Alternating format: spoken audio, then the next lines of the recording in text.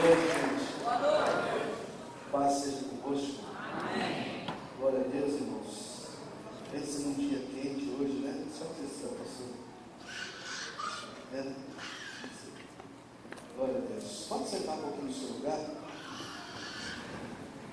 Irmãos, eu penso que Deus, Ele está, logicamente, formatando grandes bênçãos para a sua vida e para a minha vida nesses dias, de forma sobrenatural. Então toma posse aí, em nome de Jesus. Quero insistir que você adquira esse livro do Pastor Marques. Essa noite eu li novamente esse livro, Redescobrindo a Fé. Irmãos, esse homem, ele fala umas coisas aqui que realmente vai trazer assim uma paz muito grande no seu interior, uma tranquilidade para você. É a questão do controle de Deus, daquilo que Deus demonstra através da revelação dele, que está no controle da sua vida, que coisas que você não imagina de jeito nenhum, coisas que você não consegue prevenir, ele previne para você.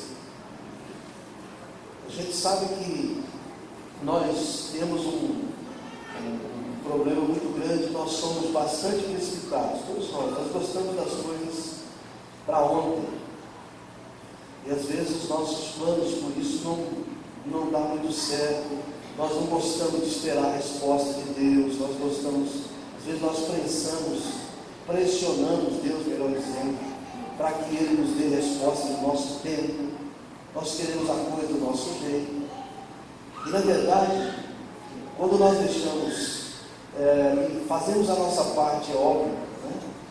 Nós temos que estar na posição certa para ver o livramento de Deus. Nós não podemos estar alienados, não podemos estar fora do propósito de Deus, para que Ele faça cumprir em nós a proteção que Ele tem. Eu queria que você entendesse que esse livro vai te ajudar muito. Ele fala aqui sobre algo sobrenatural, na questão da fé. A fé que realmente ajuda a pessoa é a fé que é provada. A fé que não é provada, ela não serve, não vai te servir para muita coisa. Por isso que muitas vezes Deus não nos livra da tribulação, Ele nos livra na tribulação. Porque quando Ele nos livra e nos guarda na tribulação, a outra que vir, nós já temos experiência nela. Se Ele nos livrasse da tribulação, toda vez que ela surgir, vai ser surpresa para nós. Toda vez que nós estivermos diante de uma situação difícil, nós vamos titubear, nós vamos duvidar, nós vamos ter problema. Mas se a sabedoria de Deus é tão maravilhosa que Ele nos livra muito mais na tribulação do que da tribulação. Ele podia muito bem ter livrado Sadraque, Mesaque e Abednego da fornalha, mas Ele livrou-os na fornalha, porque foi na fornalha que eles conheceram de fato a fidelidade de um Deus que extingue o poder do fogo. Nós só sabemos de fato que Deus é poderoso e que Ele é mais do que pensamos, mais do que esperamos, mais do que pedimos, mais do que sonhamos, quando Ele nos livra no problema.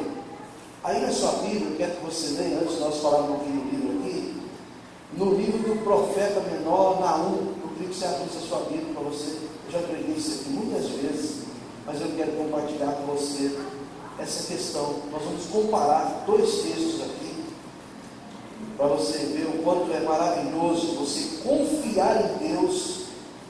De qualquer maneira, a vitória é sua quando você confia plenamente no Senhor. Se Ele não te livrar da fornalha, Ele te livra na fornalha. Se Ele não te livrar da cova dos leões, Ele te livra na cova dos leões. O importante é que Deus está no comando de tudo. Diga aleluia. Amém, irmãos? capítulo 1 do livro de Naum, no versículo de número 2 e 3, nós vamos ver algo assim interessante. Só para você ver quanto Deus, você tem que confiar nele até o final, confiar mesmo, que ele tem um caminho certo. A Bíblia diz assim: Deus, ou seja, o Senhor é Deus zeloso e vingador. O Senhor é vingador e cheio de ira. O Senhor toma vingança contra os seus adversários e reserva indignação para os seus inimigos.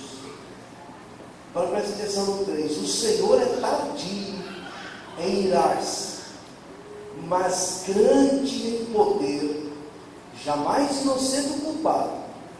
O Senhor tem o seu caminho, olha que lindo, o Senhor tem o seu caminho no meio da tormenta e na tempestade, e as nuvens são o pó dos seus pés. O Senhor tem uma saída no meio da tormenta, o Senhor tem um caminho no meio da tempestade. Por isso que você pode entrar na tempestade sem medo de ser feliz, e se Ele não te livrou da tempestade, Ele te livra na tempestade. Isso não é maravilhoso, irmãos? Salmos, abra a sua Bíblia, se não me engano, é o Salmos 124. Deixa eu ver se está escrito aqui nas minhas anotações. Salmo 124, um texto interessante. Glória a Deus. Hoje foi um dia bastante quente, nós vamos daqui a pouco estar falando e Deus vai te abençoar nesse 10º dia da nossa caminhada. Diz assim: salvou-se a nossa alma como um pássaro do laço do passarinheiro, e quebrou-se o laço, e nós nos vimos livres. O nosso socorro está no nome do Senhor, Criador dos céus e da terra. Esse salmo está falando a respeito da guarda de Deus, do livramento de Deus. Deus nos livrou das garras de Satanás, nos livrou do inferno, livrou a nossa alma do inferno, como é livre um pássaro do laço do passarinheiro, quebrando o laço, esse laço que era a morte, a segunda morte. O Senhor venceu a morte por nós e nós nos vimos livres. Esse é o maior livramento, que é o livramento que Deus nos deu, nos fazendo pessoas salvas, nos fazendo pessoas abençoadas, em nome de Jesus. Agora vamos ver Provérbios capítulo 13. Eu quero ver esse aqui, para falarmos um pouquinho lá atrás, onde nós estamos conversando a respeito do Senhor nos guardar no problema. Capítulo 13, verso 14, diz assim: o ensino do sábio é fonte de vida, para que se evitem os laços da morte. Agora é 14, 26, 27. Provérbio 14, 26, 27. O temor do Senhor tem um homem forte amparo, e isso é refúgio para os seus filhos. O temor do Senhor é fonte de vida, para evitar os laços da morte. O temor do Senhor é fonte de vida, para evitar o laço da morte. Que coisa interessante. Eu quero ler mais um versículo com você, para me fazer um comentário aqui. Salmo 32, voltando um pouquinho atrás. Olha que eu encontrei, eu não queria de fato, esses outros também servem, mas eu quero estar comentando esse aqui. Salmo 32, versículos número 7 e 8, se não me falha, irmão, 7 e 8, isso. Tu és o meu esconderijo, onde vivo. Deus é o nosso esconderijo, diga aleluia. Tu me preservas da tribulação e me cercas de alegres cantos de livramento. Instruir-te-ei e te ensinarei o caminho que deves seguir, e sobre os meus olhos te guiarei. sobre a minha vista te darei conselho. Deus está no controle da nossa vida, Deus está no controle da sua vida. Agora vamos ler um versículo para a gente comentar, o Salmo 91, muito conhecido. Os religiosos gostam de deixar a Bíblia aberta em casa, mas a Bíblia, nós vamos entender algo agora, dentro de alguns instantes, que ela não tem sentido ficar lá na sua casa, simplesmente na escrivaninha, na mesa de centro ou no criado. A Bíblia é viva quando você dá vida para ela. A palavra logo se torna a palavra rema na sua boca e no seu coração, mas ela, como letra, ela não vai te oferecer benefícios. Vamos ler esse salmo, irmãos, até o versículo 11. O que habita no esconderijo do Altíssimo e descansa à sombra do Onipotente, diz o Senhor: meu refúgio, meu baluarte, Deus meu em quem confio. Pois Ele te livrará do laço do passarinheiro, da peste perniciosa, cobrir-te-á com as suas penas, e sob suas asas estarás seguro. A sua verdade e páveis te escudo. Não te assustarás do terror noturno, nem da seta que voa de dia, nem da peste que se propaga nas trevas, nem da mortandade que assola meio-dia. Caiam 1000 ao teu lado, 10.000 à tua direita, tu não serás atingido. Somente com os teus olhos contemplarás e verás o castigo dos ímpios. Pois disseste: o Senhor é o meu refúgio. Fizeste do Altíssimo a tua morada.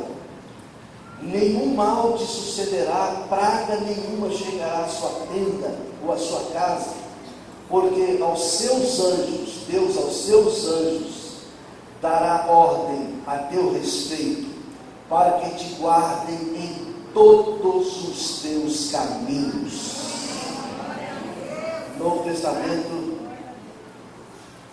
carta aos Hebreus, capítulo 1, último texto nós vamos ler, a gente falar um pouquinho, em nome de Jesus. Quantos estão sendo abençoados nesses dias? Abençoados nesses dias. Aleluia. Essa noite eu tive uma luta quase que corporal, assim, com o diabo, né?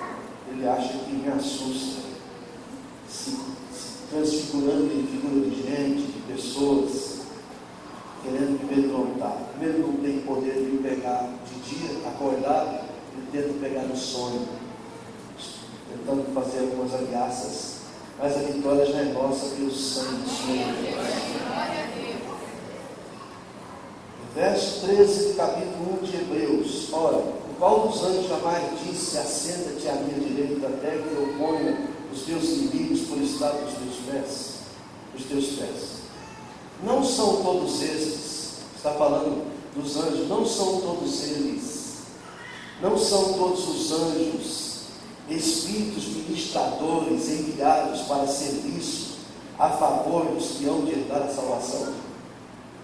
Aqui está falando do serviço dos anjos de Deus, da ordem a eles a nosso respeito.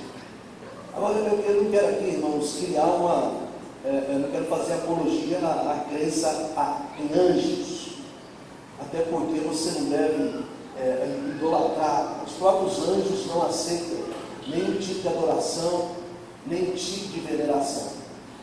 Todas as vezes que alguém foi adorar um anjo, ele colocou a pessoa de pé e disse: não faça isso. Você tem que adorar a Deus, as pessoas se consideram em adorar a Deus. Só que nós temos que entender que o governo de Deus, e segundo o que está na carta aos Hebreus também, o governo de Deus, ele é inabalável. Nós vivemos num governo que não tem crise, ele não abala, ele não termina. Como diz lá em Isaías, o governo está sob os ombros de Jesus, e ele jamais terá fim. A igreja jamais será destruída. Se você que estuda a história da igreja, você percebe o quanto o inimigo já tentou acabar com a igreja, queimando a Bíblia, enterrando a Bíblia, perseguindo, matando milhares de pessoas, mas nunca conseguiu, porque o reino de Deus é inabalável, o reino que Jesus fundou, o reino que está espalhando sobre a terra. Todas as vezes que uma pessoa recebe Jesus como Salvador, é mais um território que está tomado pelo reino de Deus. O reino de Deus está em vós, o reino de Deus está em nós. E nesse reino de Deus que está aqui na terra, e que até Jesus nos ensinou a pedir que Ele venha na nossa casa, quando você estiver orando o Pai Nosso, você tem essa convicção que Deus está pedindo, Jesus está te ensinando: venha o teu reino, faça-se a tua vontade aqui na minha casa, como ela é feita lá no céu. Pedir que o reino se estabeleça na sua casa. Quando nós cremos no poder do reino, quando nós temos uma fé e acreditamos que há um reino que nós somos cidadãos de um reino invisível, mas real, que tem um governo inabalável que nunca vai terminar. Ninguém pode destruir esse governo que nós pertencemos, que nós estamos sendo governados. Aí te dá uma confiança maior. Agora existe um detalhe interessante, irmãos. A Bíblia Sagrada, ela só funciona na sua vida na parte que você crê. Como assim, pastor? Se você não crê em alguma coisa que está aqui, não vai funcionar na sua vida. Eu vou dar um exemplo. Nós somos comparados na Bíblia Sagrada com muitas coisas. No Salmo 1 nós somos comparados como árvore. O salmista diz que nós somos como árvore plantada junto a ribeiro de água, que não murcha e cujo tempo certo dá o seu fruto. As folhas não murcham e cujo tempo certo dá os seus frutos. Somos comparados como árvore. Nós somos comparados com um edifício. Somos um edifício de Deus, edificado na pedra fundamental que é Jesus.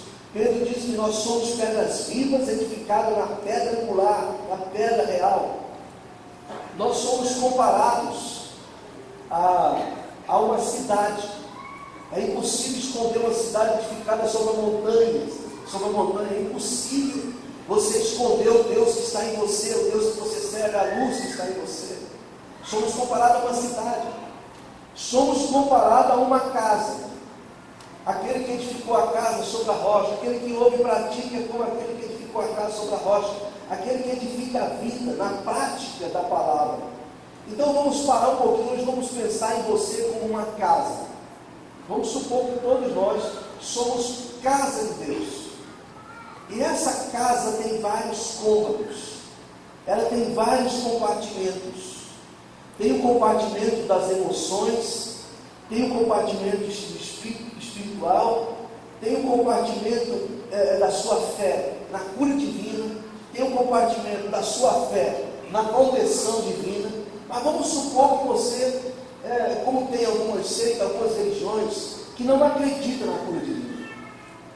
Por exemplo, eu tenho parentes que são adventistas do sétimo dia, que eles não acreditam na cura.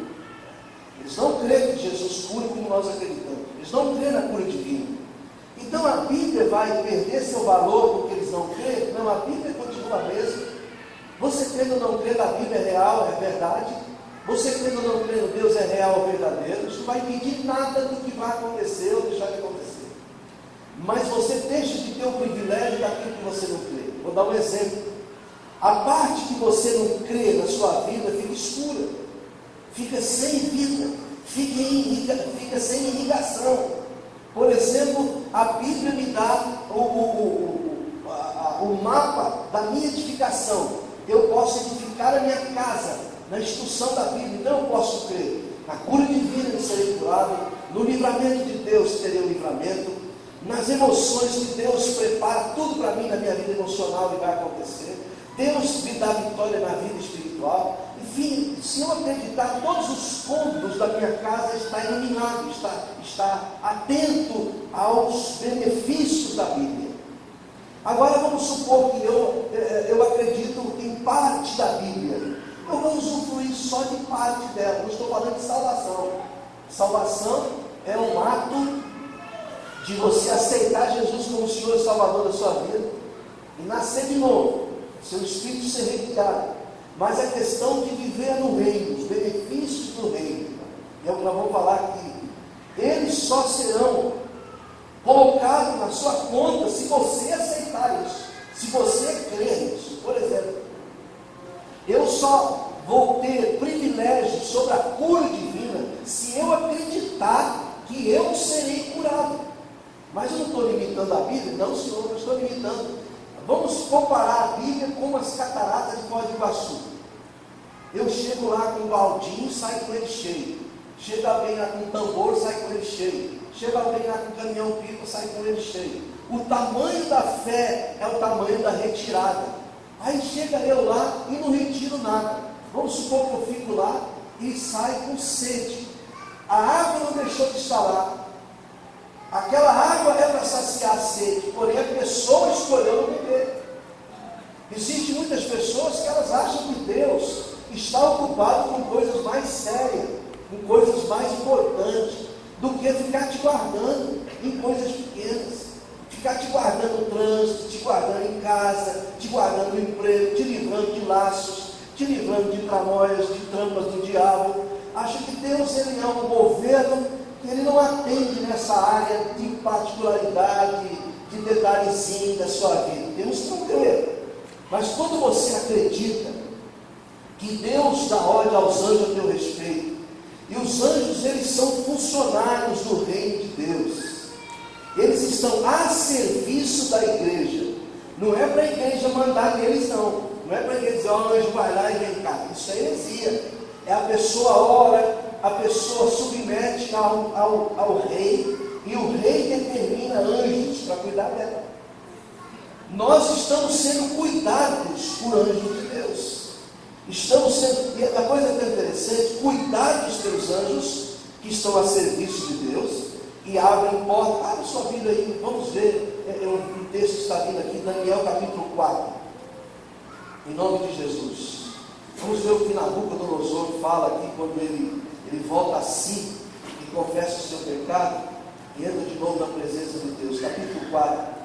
Eu aprendi isso aqui muitas vezes, mas é importante que você se lembre novamente. Quantos creem que Deus te guarda antigamente? Agora, como é que nós efetuamos essa? Vou deixar aqui antes da gente ler. Como é que nós usufruímos dessa guarda? Nós lemos no livro de Provérbios. O temor do Senhor é que corta os laços de morte.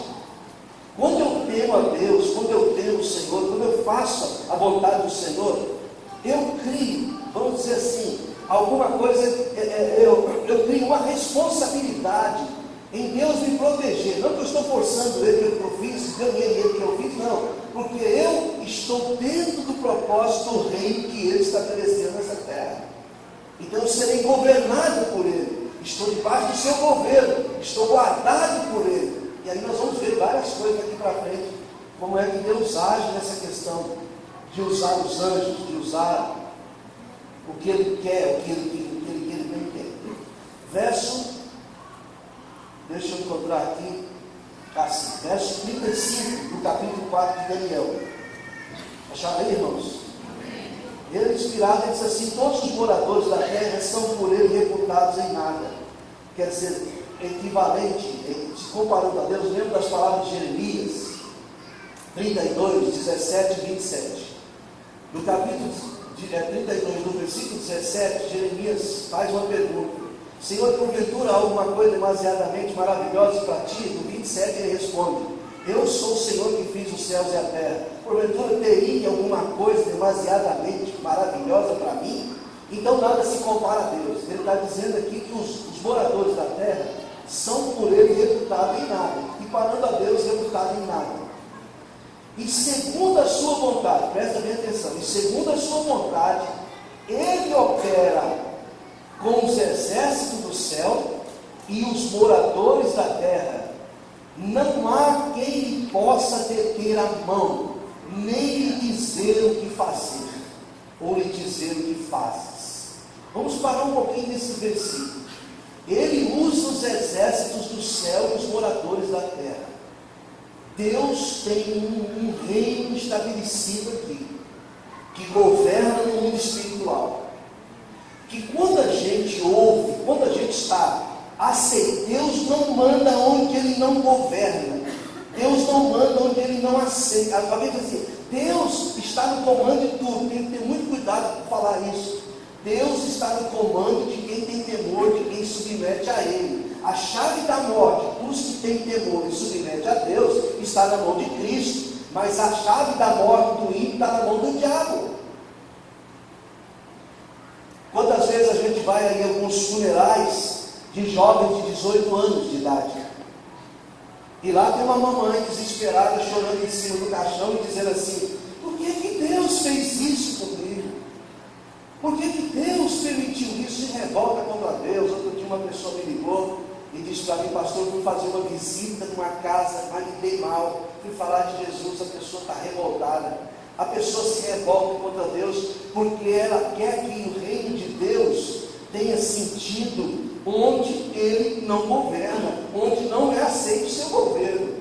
Estão entendendo, irmãos? Amém. Na casa aonde tem temor, tem governo de Deus. Na casa aonde tem alguém que teme, os laços de morte são cortados. Na casa onde as pessoas aceitam o governo é responsável pela casa. Então, muitas vezes nós vamos fazer o funeral de jovens, como eu disse, e aí a gente escuta outra conversa. Primeiro a mãe chorando, sei que Deus não podia ter feito aquilo com ela, mas não foi Deus que fez. Está escrito na Bíblia que o justo completará os seus dias e não morrerá antes disso. Ele não morre antes do tempo, ele é guardado pelo Senhor na sua trajetória.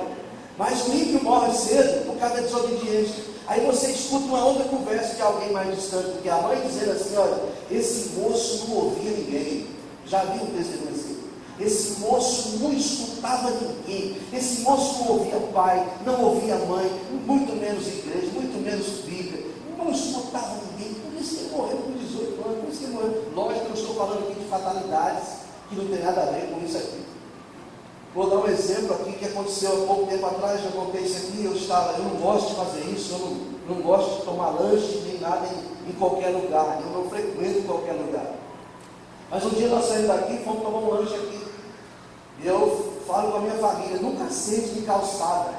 Não assenta na calçada para tomar lanche, assenta lá dentro. Fica sentados lá dentro. Porque ali qualquer coisa pode acontecer. E esse dia estava muito cheio. E nunca sente com as costas viradas para a rua. Sempre virado para a rua. Porque você está atento, você tem que ser prudente. E nós estávamos ali tomando lanche. No fim de ano, se não me engano, lá para dentro, todo mundo virado de frente, conforme instruí. De repente vem 2 ou 3 motoqueiros empinando moto. Jovens empinando moto. Você já viu como é que é lindo? Como é que eles fazem? Adrenalina. Eles levantam a moto assim, e acham lindo, cara, e as meninas aplaudem. Quando vê assim, são idiotas que não têm informação nenhuma. Desculpa aqui essa fala. Mas aí, de repente, nós estávamos lá, estava Suzana assim, as crianças todas. De repente, um daqueles motoqueiros, ele vinha mais ou menos uns 100 por hora, 100, 120 por hora numa moto, empinando ela. E eu não sei o que houve, que ele escapou a mão da moto. E ele foi no rumo da gente. Mas só que tinha uma árvore protetora. Tinha uma árvore e ele bateu a cabeça nessa árvore e quebrou o pescoço na hora, morreu na hora. Quando nós fomos lá onde ele estava, até a pastora começou a orar por ele, botou a mão sobre ele, mas o bombeiro disse assim: olha, ele já está morto, não tem mais. Aí vem a mãe, só tem 20 anos, como é que faz um negócio desse? Como é que pode uma coisa dessa? Deus permitiu uma coisa dessa? Não, ele se matou. E o diabo ajudou ele a se matar, por causa da rebeldia dele, da falta de... Quer dizer que Deus não governou, Deus é um gentleman, Deus não invade. Deus não invade, eu vou governar a sua casa, custe o que custar. Se você não aceitar o meu governo, eu vou deixar você numa cadeira de rodas. Deus não faz isso. Deus propõe aquilo que o Evangelho me dá, o privilégio do Evangelho me dá, é uma proposta de Deus. Eu aceitei essa proposta de Deus, eu levo ela para casa, então eu vivo com a fé do reino. E a minha fé aciona automaticamente pela vida espiritual todo o governo que está à minha disposição no reino. O poder do Espírito Santo, o poder dos anjos que estão recebendo ordem a meu respeito. Eles vão me guardar. E o que é mais importante nos livramentos, irmãos, eu quero até que você entenda isso. Você deve viver essa vida com 2 pensamentos. Sempre esperando o melhor e preparado pelo pior. Pastor, o que é isso? Não, isso é verdade. Você tem que estar sempre esperando o melhor, mas nunca esteja despreparado quanto ao pior. O que é isso? Quando você está esperando o melhor e planta para o melhor, você tem que se precaver se caso venha acontecer o pior. Deus, Ele está na nossa frente, irmãos. Deus, Ele está bem na frente da gente. Ele sabe de nós o que nós não sabemos. Eu poderia comentar alguma coisa aqui, mas não tenho autorização. Quando de repente Deus, Ele inspira uma pessoa a viajar. Estou lembrando disso. Vá para tal lugar, vocês vão viajar, vocês vão para lá. Poderia deixar para outro dia, outro, mas não vou lá. Aí chega lá, constata-se algo que precisa ser feito lá, urgente. Deus estava com isso na mão há muito tempo. A questão do Samuel, Deus já estava conduzindo o processo. Se fosse por nossa conta, empurrando, deixando, porque nós achamos que está bom, etc. Mas Deus já tinha preparado até o médico que olhou para ele e disse assim: olha, eu não sei o que estou pensando aqui, mas não vou deixar você aqui, vou mandar você para ali. A pastora na hora constatou lá o Espírito Santo visitando ela e dizendo: ele está sendo dirigido por Deus para conduzir essa coisa aqui. O diabo, Satanás encardido, sujo, nojento, ele nunca pega Deus de surpresa, irmãos. Ele pode pegar você, mas Deus nunca. Ele pode destruir você se você ignorar a direção de Deus. Olha o que está escrito aqui no Salmo 32, onde nós vemos, por favor. Você quer a unção do livramento hoje? Deus vai te dar e você fique tranquilo que você vai caminhar sobre a proteção de Deus. Começa a crer nisso a partir de hoje. Ah, pastor, isso é fanatismo, Deus está no controle de tudo, o que tiver que acontecer, acontece. Eu não acredito nisso não, isso é problema seu. Se você não quer, eu quero. Tudo que Jesus conquistou na cruz, eu quero. Proteção, cura divina, batismo do Espírito Santo, prosperidade. Eu quero tudo que Jesus conquistou na cruz. Eu não quero deixar nenhum ponto da minha vida escuro. Todos claros, todos acreditando, para que eu possa usufruir de todos eles. Digam amém, Jesus. Tu és meu esconderijo. Nós saímos de casa espiritualmente escondido em Deus. Daqui a pouco eu vou te ensinar como é que você procede nisso, é o que eu faço. Tu és o meu esconderijo. Eu escondo em Deus. De tal maneira, irmãos, que há uma confusão na cabeça do inimigo que ele não consegue te achar. Não é porque você, como diz aqui, brincou a pastora Selma, é porque Deus está com você. Deus te esconde nele quando há uma comunhão com vocês dois, com nós dois. Tu me preservas na tribulação. Eu poderia dizer aqui, daqui a pouco vou ler outra coisa que diz: preservas da tribulação ou na tribulação. De qualquer maneira, eu sou guardado por Deus. Deus me cura pelo poder dele, milagroso, pelo poder dele extraordinário, ou ele me cura pela mão de um médico que ele escolhe e põe no meu caminho. De qualquer maneira, a vitória é minha e estou guardado pelo Senhor. Essa é o que eu tenho que pensar. Às vezes alguém fica ignorantemente: não, eu não vou fazer isso, não vou fazer aquilo. Irmão, entrega o teu caminho ao Senhor, confia nele, o mais ele fará por sua vida, se você confiar. Aí no verso de número 6 diz assim: instruir-te-ei e ensinarei o caminho que você deve seguir, e te vigiarei. O original diz assim: te vigiarei com as minhas vistas, te dando conselho. Eu te vigio com as minhas vistas, te dando conselho. Aleluia, isso é maravilhoso. Deus está te vendo. Deus está me vendo. Ele sabe onde é o caminho do perigo. Ou ele me guarda para mim sair fora do perigo, ou ele me guarda do perigo. Eu tenho que acreditar que eu estou com Deus. Eu não tenho que ter medo do que me possa fazer o homem. A quem temerei? Se o Senhor está comigo, quem me pode fazer o homem? Se Deus é por nós, quem será? Quem pode ser contra nós? Se Deus é o seu guardador, se Deus está com você no seu projeto, Se Deus está com você, pode o mundo inteiro não acreditar. Se você acredita e Deus está com você, tudo vai acontecer do jeito que você quer.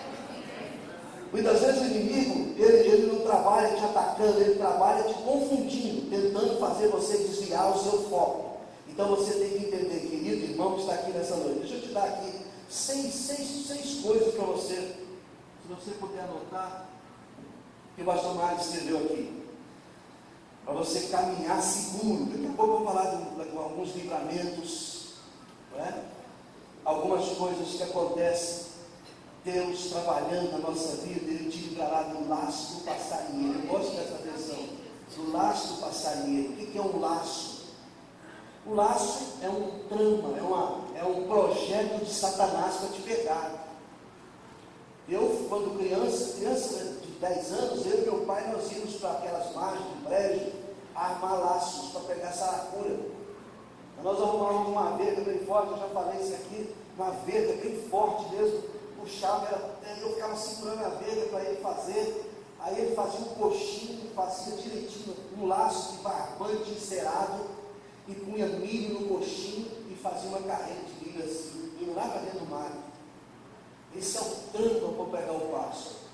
Aí a saracurazinha achava uma, achava dois, achava três, achava quatro, achava maravilhoso, aí maravilhoso, chupava, daí a pouco, quando ela vê o coxinho, ela está tão entretida, comendo o milho que ela está achando, que ela nem percebe que aquilo é um laço. E ela, pá! Quando ela bate o bico para comer o milho que está no coxinho, chama de coxinha, aquele pauzinho que ele põe o milho dentro, né? O laço desarma, pega ela pelo pescoço, e ela fica enforcada ali, agonizando até a morte. No outro dia a gente vai lá e pega ela, leva para a panela. Tem muita gente, irmãos, enforcados na vida, não morreu ainda, graças a Deus não morreu ainda, mas estão enforcados, porque caíram em laço, uma dívidazinha, outra dívidazinha, uma dívida zona, uma dívida, ó, está assim, não consegue se mover porque está enforcado, envolveram em coisas, em mais coisas que parecia atrativo, parecia uma coisa que era uma atração, satisfação, daí a pouco, o diabo não tem pressa em te dar satisfação, ele não tem pressa em te emocionar por um tempo, deixa ele ir, o diabo não se milenar, ele não morre, ele não deixará de existir, ele vai para o inferno, vai para o lago de fogo e vai continuar existindo. Não é como alguém prega a doutrina da aniquilação, ele não será aniquilado, nem o ímpio será aniquilado, coisa nenhuma, isso é invenção de homem. Eles viverão no inferno para toda a eternidade, então ele não tem pressa em usar a sua maldade, porque ele sabe que o seu destino está traçado. Ele é um ser julgado, condenado, porém não executado, mas ele sabe que a execução dele está marcada, ele sabe que pouco tempo lhe resta, por isso que ele quer enrolar as pessoas, ele quer pegar o máximo que ele puder, usando o laço do passarinheiro. Mas a Bíblia diz que Deus nos livra do laço do passarinheiro. Como, pastor? Obedecendo a palavra de Deus, tendo temor de Deus, obedecendo o conselho, que corta, é o que vai cortar o laço do passarinheiro que está preparado para a gente. Amém, irmãos? Amém. Nós queremos essa unção de percepção, quero essa unção, quando o negócio aparece assim, ele parece muito bom, você tem que ter percepção, você tem que ter discernimento. Será que isso não é um laço? Não é você ficar com a lupa procurando os laços, onde está os laços, não é isso, mas Deus te dando direção, Deus te conduzindo, para que você não caia nesses laços terríveis que a gente vê por aí. Amém, meus irmãos? Vocês estão me entendendo? Muitas pessoas hoje vão dizer assim: ah, meu Deus, se eu soubesse o que eu sei hoje, antes daquele laço, eu estaria vivo, estaria livre. Mas agora você tem que aprender pela dor. Tem dois jeitos de aprender. A palavra mentor significa alguém que te ensina sem dor, mas a outra só aprende com dor, só aprende errando. As pessoas não gostam do mentor, não gostam de ouvir uma pessoa falando e ela quer experimentar. Outro dia eu aconselhei uma pessoa sobre um certo conselho. Ele disse: não, pastor, mas isso aí não é bem assim não. Irmão, isso não é bem assim não. Isso é raro que acontece isso. Vai na tua, vai no seu conhecimento. Daqui a pouco volta chorando, dizendo assim: pastor, olha, deu tudo errado lá com o segredo. O que aconteceu? Você não ouviu. Você está achando que eu tenho interesse em mandar em você? Eu já tenho problema demais. Eu tenho que mandar na minha casa, eu tenho que cuidar da minha casa, cuidar das minhas finanças, cuidar da minha vida. Você acha que eu vou ter interesse em mandar em alguém? Não. Mas é o meu sacerdócio. É aquilo que Deus colocou no meu coração para fazer. Eu não posso deixar passar para mim. Amém, meus irmãos? Olha o que o Mário escreveu aqui. São princípios do reino. Você tem que estar atento. O segredo para uma vida vitoriosa é a capacidade de gerenciar o esperado e o inesperado. Entendeu? A pessoa às vezes ela está muito preparada para receber o que ela é o esperado. Por exemplo, num casamento, a pessoa está sonhando com o príncipe encantado, né? Aí o sujeito não é um príncipe encantado. Isso as moças que estão ali devem orar, devem ter discernimento, né? E vice-versa. Às vezes a moça não é uma princesa que você esperava. De repente, no meio da noite, o sujeito vira um sapo. No meio da noite, a mulher vem uma rama. E aí você não tem mais como voltar atrás. Você precisa ter problema, você tem que ter, né, o inesperado. Como é que você vai agir agora? E alguém fala assim, eu não quero mais nem saber. Não. Segundo, o sucesso é medido por sua habilidade de manter equilíbrio emocional e espiritual em tempo de crise, em tempo divisório. Quando você vê uma pessoa precipitada, ela só chega na crise, ela começa a fazer um monte de coisa errada, ela não tem fé, a fé dela não tem sentido, a fé dela não presta. Fé boa é a fé que é provada pelo fogo. Fé que presta, fé que você pode contar com ela, até o final é fé provada, mais do que o ouro precioso. Às vezes a pessoa, quando está indo tudo bem, ela diz, eu acredito em Deus, eu posso fazer, eu posso estar na igreja, mas o primeiro obstáculo que surge, a pessoa chuta o balde, e ela não vai conseguir avançar rapidinho. Terceiro, maturidade é medida pela capacidade de responder efetivamente a tragédias e caos que acontecem na vida dele. Maturidade se vê numa pessoa como ela responde os problemas, as lutas, as dificuldades. Às vezes a pessoa, quando chega um momento de crise, um momento escuro na vida dela, é que demonstra se realmente ela tem uma fé que presta. Quando a panela não tem nada para fazer, quando não tem um centavo na carteira, aí é que é a hora dela falar assim, ainda que a figueira minta, ainda que não haja gado no curral, ainda que não haja ovelha, ainda que a oliveira não dá fruto, todavia me alegrarei no meu Senhor. Aí é fé provada. Aí, olha aqui, irmãos, sabe por que isso acontece com a gente? Isso não deveria acontecer no nosso pensamento humano. O livro de Jó, ele não é entendido por muitas pessoas. Por que Deus permitiu Jó ser provado daquela maneira? Eu te explico já. Porque o diabo botou em questão a fé de Jó. O diabo disse para Deus assim, ele acredita em você enquanto a bênção durar. É lógico que ele te serve enquanto a bênção durar. Tira a bênção dele para ver o que esse homem vai fazer. Assim diz o diabo. E Deus disse, então você pode tirar a bênção que eu dei para ele, tira tudo. Começa com as finanças, depois vá para a família, depois vá para a saúde dele. Aí o diabo veio e derrubou o canto da saúde, o canto da família, o canto das finanças, mas o canto espiritual de Jó não caiu.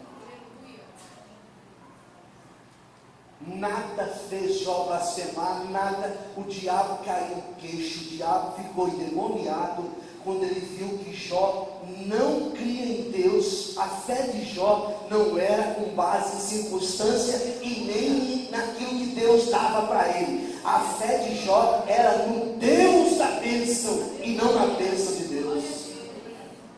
Você entendeu o que eu falei? Tem um monte de pessoa que a fé dele é na bênção de Deus. Enquanto a carruagem está andando, você tem fé. Enquanto você tem alguma coisa, você está crendo. Enquanto você está tudo bem, você está crendo. Mas se um dia tirar isso de você, vai dizer, olha, eu fui crente, sabe? Fui crente por um tempo, mas não adiantou nada. Perdi tudo que eu tinha. bagunçou minha vida, por isso que eu não sou mais crente, não estou em igreja nenhuma, não acredito em pastor, não acredito em igreja, não acredito em ninguém, não acredito em mais ninguém, agora eu creio em Deus, mas em casa. Por quê, irmão?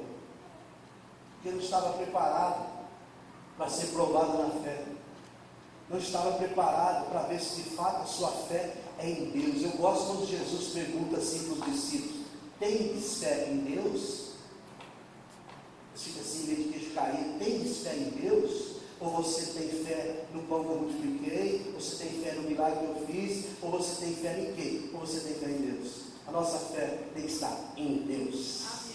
Aí, irmãos, quando chega as circunstâncias escuras ou claras, nós administramos de letra, porque nós temos o autor e consumador da fé dentro da gente, e ele tem um caminho no meio da tormenta, ele tem uma estrada no meio da tempestade, e ele nos esconde nele e passa a gente por tudo isso. Eu me lembro há 27 anos atrás, vocês conhecem a minha história, quando eu tive que sepultar meu filho de 1 ano e 6 meses. Eu ouvi gritos de Satanás no meu ouvido, e o diabo dizia: você não tem que pregar mais, porque você não deu conta de curar seu filho. Ele mandou pessoas trazer crianças para me curar. Eu orei, a pessoa foi curada para me provocar, e eu fiquei ali no teste. 15 dias depois que eu sepultei o meu filho, eu subi no altar de novo para pregar. Porque a minha fé não estava no meu filho que Deus me deu, mas estava no Deus do meu filho. 1 ano e meio ele está no céu. 1 ano e 10 dias se passaram da morte dele. Eu já contei essa história aqui. E um dia eu estava lá em casa, aborrecido, eu estava com o coração partido, e Deus achou graça e me deu uma revelação do meu filho, que não me deixa chorar nunca mais por ele. Eu vi o meu filho com estes olhos abertos, ele se aproximando de mim. No momento, no abrir e fechar de olhos, surgiu uma grande lavoura de trigo na minha frente. Eu tentava esfregar os olhos para que ela saia dali, ela não saiu. E de repente, naquela lavoura de trigo, surgia gente de todo lado, vestido de branco, com câmera lenta, vindo no meu rumo, e chegava para mim, olhava nos meus olhos e dizia assim: muito obrigado, porque você pregou para mim, por isso eu estou aqui. E voltava sorridente, dançando, e vinha outro, e vinha outro. De repente chegou um jovem de mais ou menos 18 a 19 anos no meu pensamento, cabelinho enroladinho, olhos azuis, e ele chegou na minha frente assim, olhou nos meus olhos e disse: oi. Eu disse: oi. Ele disse: o senhor sabe quem eu sou? Eu disse: Manuel, é você. E ele virou as costas assim para mim e saiu, pai. Saiu todo tranquilão. E naquele momento o Espírito Santo me visitou e falou assim para mim: permaneça fiel, porque você vai encontrar ele assim como viste aqui, e vocês vão viver comigo por toda a eternidade. Eu vou chorar? Eu perdi alguma coisa? Não perdi nada. O meu filho hoje, ele está lá me esperando. Agora o que eu preciso é me manter firme na minha batalha, para mim terminar minha carreira, porque eu tenho certeza, eu já vi, eu enxerguei onde ele está, e a Bíblia diz, isso é teologicamente correto. Eu não poderia, se eu tivesse visto uma criancinha igual ele era, eu tinha expulsado, que era demônio, mas eu vi um varão perfeito, no tamanho de um varão perfeito, porque lá no céu, do céu, não vai haver criancinha não, irmãos.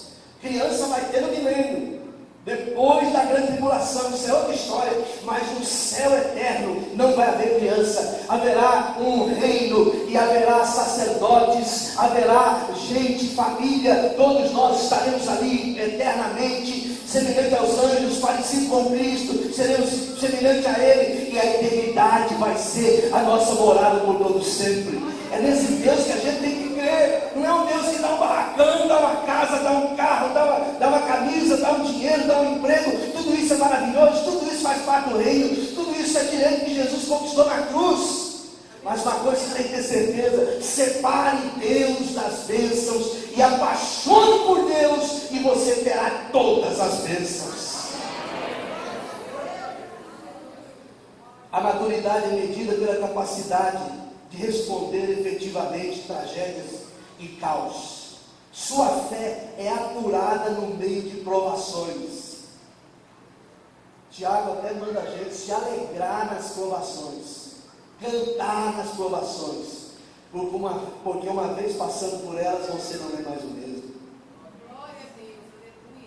Irmãos, se eu te contar a minha história desse tempo para cá, dos lugares que eu já fui, em funerais de criança, quando eu começo a falar, aqui um dia no funeral, eu comecei a falar de uma família em pranto, de repente eles enxugaram as lágrimas e disseram assim: sabe uma coisa, esse Deus é real. E alguém comentou que aquela palavra tocou no coração de muita gente. Olha aqui para mim, irmãos, você quer ser um cristão que faz a diferença? Por favor, não responda agora, pensa um pouquinho. Você quer ser um cristão que faz a diferença? Pensa um pouquinho. Sabe qual é o cristão que faz a diferença? Não é aquele que está em berço esplêndido, dizendo que Deus abençoou ele, não. Porque tem muitos íntegros berços esplêndidos. Sabe qual é o cristão que faz a diferença, que atrai gente para crer em Deus através dele? É aquele que enfrenta as tribulações e as lutas e que tem alguém observando eles. E quando ele sai lá do outro lado, alguém vai dizer assim: olha, se Deus sustentou você nessa, eu quero esse Deus para mim, porque Ele vai te sustentar também. A ostentação não faz a glória de Deus brilhar aqui. Às vezes eu vejo em alguma certa igreja, levando pessoas para dizer: eu tenho 5 carros na garagem, eu tenho 2, 3 fazendas, porque depois que eu vim para cá, para essa igreja, eu adquiri tudo isso. O coitado miserável, precisa de salvação, está lá sentado assistindo, ele fala assim: por isso que eu sou um desgraçado, está vendo? Deus dá tudo para essa turma e mas não dá nada para mim. Por isso que eu não vou para a igreja nenhuma. Se tivesse lá alguém dizendo assim: olha, irmãos, eu tive no vale da sombra da morte, arrebentado, acabado, mas o Senhor restaurou minha sorte e eu fiquei como quem sonha. A minha boca encheu novamente de riso. Aquele miserável que está assistindo vai dizer assim: quê? Onde que aconteceu isso? Quem foi que fez isso? Eu quero esse Deus para mim. Vocês lembram quando Deus era glorificado? Por que Deus permitiu Daniel ir para a cova? Porque ele tinha uma salvação na vida daquele rei. Por que Deus permitiu Sadraque, Mesaque e Abednego ir para o fogo? Porque quando eles saíram de lá, todo mundo queria pegar neles. Mas peraí, vocês não queimam? Vocês não queimam? Fogo não pega em vocês? E eles pregavam: diz, nós estivemos no fogo, mas Isaías cumpriu aquilo que Isaías disse: quando andares pelo fogo, as chamas não arderás em ti. Deus não nos tira da chama. Se você quer ser um cristão que faz a diferença, enfrenta as chamas. Deus não te livra das chamas, mas te livra nas chamas. E quando você sai das chamas, você sacode o coração de quem precisa de Deus. Por isso que a proposta cristã não é aceita por todos. A proposta cristã não é para gente mole. A proposta cristã não é para gente que não é valente. Eles vão até o tempo e começam a pedir bênção, de repente enfrentam com as lutas e abandonam. Mas a Bíblia diz, lá em Isaías 53, que o Senhor Jesus repartirá com os seus despojos com os valentes, com aqueles que fazem a vontade de Deus. Mas nós estamos falando de livramento. Rapidinho, senão eu perco o raciocínio aqui. Confissão de fé. Olha, presta atenção no que eu vou dizer. Você anda dizendo para os outros que tem fé? Você anda falando aí que tem fé? Confissão de fé sempre atrairá provações. Quanto mais você supera, sobre mais domina. Quanto mais você supera, sobre mais você domina. Quanto mais provado, mais você domina. Quanto mais provado, mais maturidade você recebe. Quanto mais provado, mais a sua fé fica forte. Quanto mais provado, mais sua fé cresce. Quanto mais provado, mais sua fé fica forte. Quanto mais provado, mais marca de Cristo você tem. Quanto mais provado, mais as marcas de Cristo estarão em você. Quem corre das provas nunca vai chegar a lugar nenhum. Vai ficar correndo a vida toda, porque Deus nos dá uma surpresa quando a gente sai de uma prova. Qual é a surpresa que Deus nos dá quando a gente sai de uma prova? Uma outra prova. Alguém vai assim: nossa, eu pensei que ia respirar. Tentação, o pastor Marcos fala em outro livro dele. Tentação, para mim terminar aqui, é como alguém que está fabricando uma espada. Eu já ensinei isso aqui. A espada não pode ficar, nenhuma molécula, não pode ficar nada separado, senão ela quebra. Então a espada, ela vai para o fogo, até ficar vermelha. Fogo. Quando ela está vermelhinha, ela vai para a bigorna. Pá, pá, pá. O cara levanta assim, dá uma olhadinha, e quando vê que ela está esfriando, vai para a água.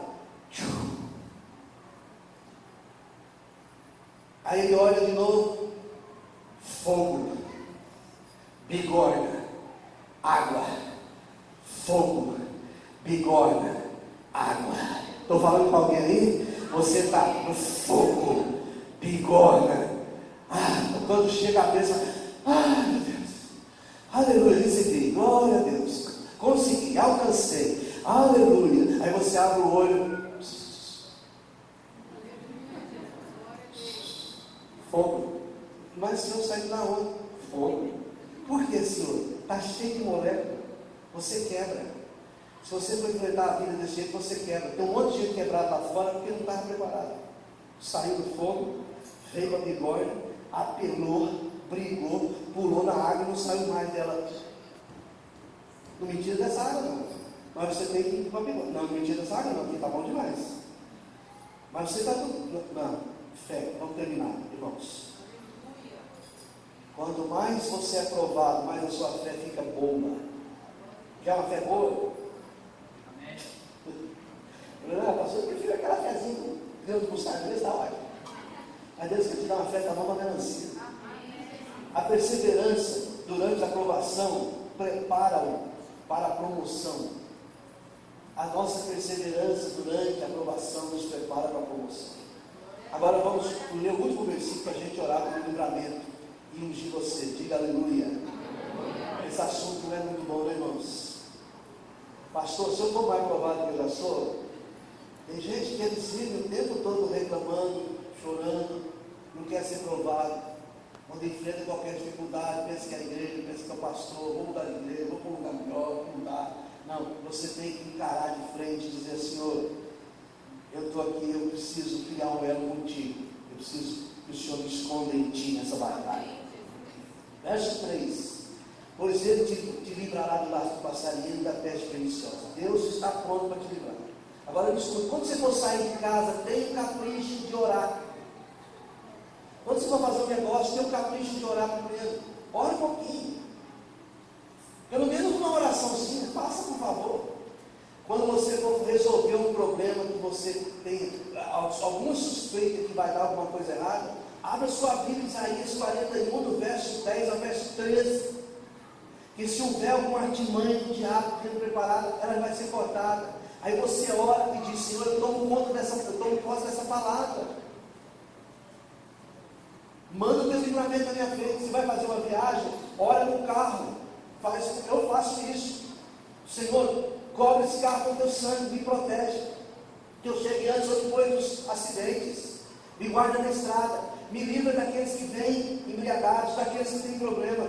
Senhor, me guarda. Não me deixa, Senhor, colidir com aquele que vai passar mal ou coisa parecida. Tenha misericórdia, cuide do meu caminho. Em nome de Jesus, eu tomo posse. Eu quero que no reino do Senhor o Senhor me protege. Amém. E glória a Deus. Aí eu vou dentro da lei, dentro da prudência, e vou e volto quantas vezes eu quiser sem nenhum problema. E se acontece um problema, é porque alguma coisa ia dar errado lá. O Senhor está comigo, me protegendo em nome de Jesus. Fique em pé no seu lugar em nome de Jesus.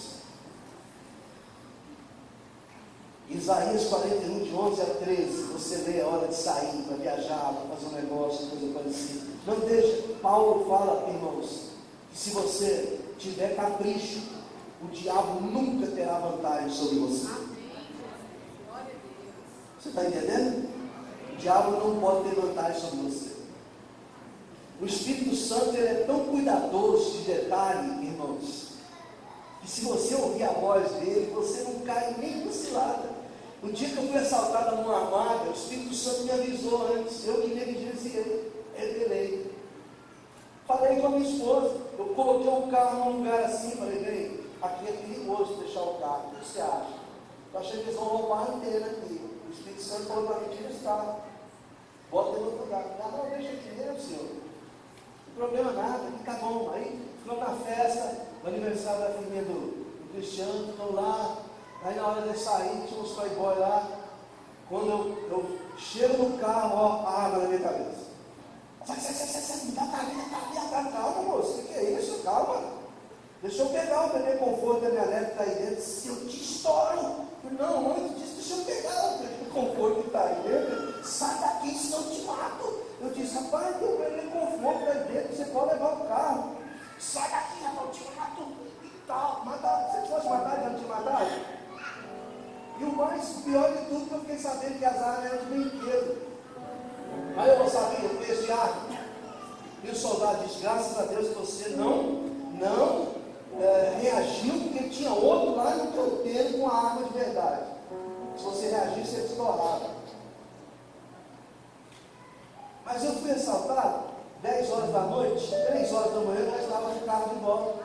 E os caras no bote, presos. Os caras foram presos, estavam presos lá, mesmo 4 anos, imagina que eles ficam lá. Aí, irmãos, fique atento, fique sóbrio. O Espírito Santo, ele te conduz passo a passo. Deus está nos vigiando com os teus olhos e nos guiará no caminho que nós andarmos. Às vezes nós deixamos a nossa missão passar à frente, nós não esperamos a resposta de Deus e fazemos um mau negócio, então vamos prejuízo. Às vezes Deus até intervém nesse negócio e cancela esse negócio com a gente. Uma vez eu comprei um terreno, já contei isso aqui para a igreja, desesperado para ter um terreno para a igreja, para construir uma igreja. Comprei um 360 metros de terreno no meio dos terrenos velhos ali, do maçom, 63 anos de idade, 66 anos de idade.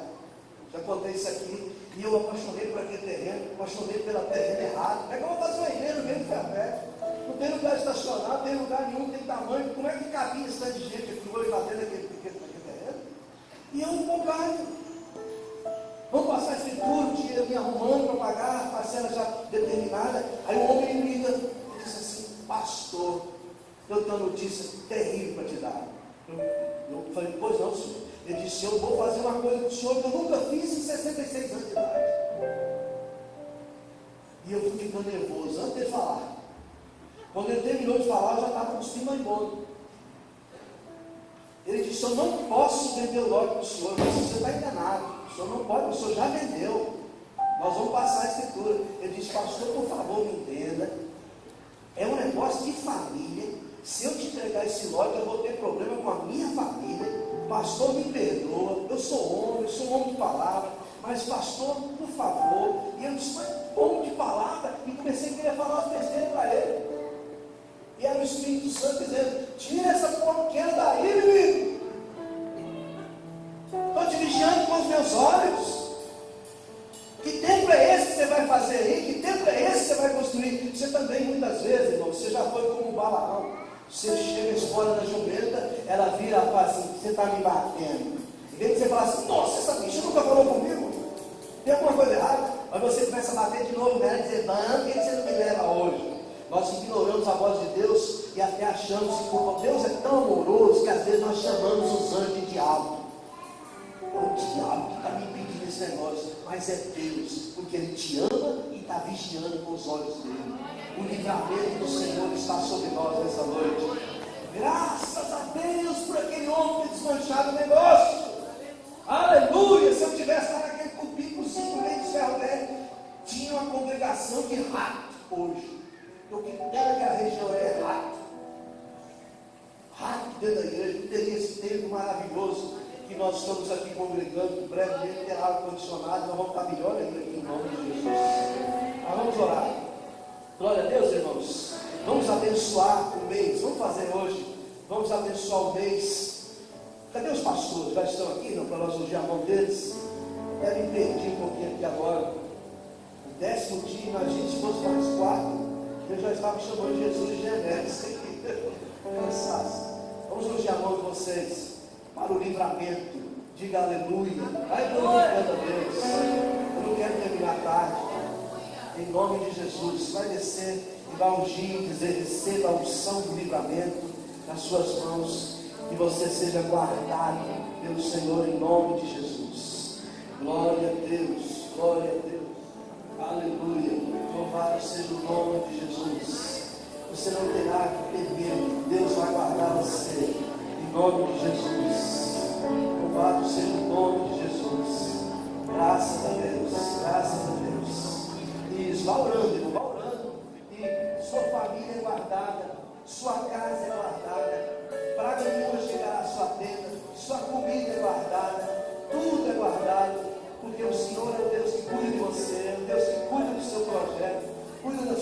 vida. Quando você receber a unção, você assenta no seu lugar e vai orando sentado. Aleluia. Glória a Deus.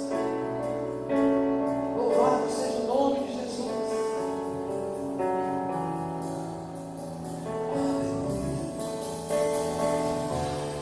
Aleluia.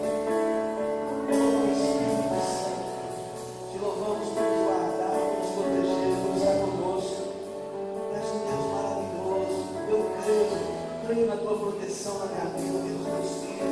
Eu sei que o Senhor está no comando da minha família, no comando dos meus filhos. Nada está aleatório à sua vontade. O Senhor conhece cada detalhe. Abençoa os teus filhos, tuas filhas. Ó Deus, com o teu sangue, cerca o povo da tua presença. Tu és um Deus que tem um caminho no meio da tormenta. Esconde-nos em ti, Senhor, para que nós possamos caminhar seguro nas pegadas de Cristo. Podemos caminhar seguro que a vitória é nossa pelo sangue de Jesus Cristo. Em nome de Jesus, aleluia. Glória a Deus. Aleluia. Louvado seja o nome de Jesus.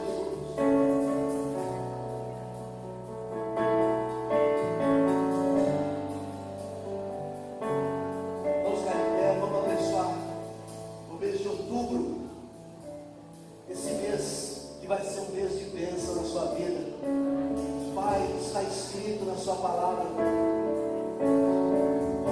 que o Senhor é aquele que nos guarda, nos livra, nos protege.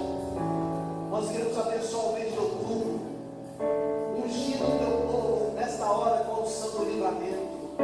Que ele chegue antes ou depois dos acidentes, seja guardado os filhos, guardado no trânsito, em casa, guardado da bala perdida, da violência, do homem sanguinário.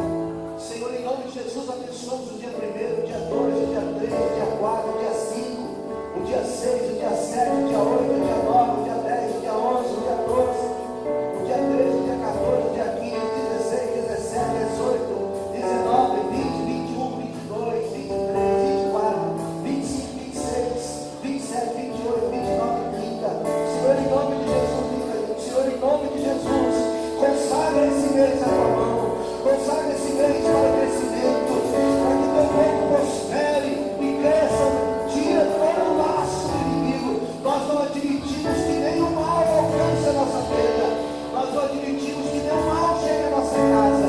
Nós abençoamos em nome de Jesus Cristo cada vida que está acompanhando esse projeto. Nós abençoamos o mês de outubro e que todos digam amém, digam aleluia, digam glória a Deus.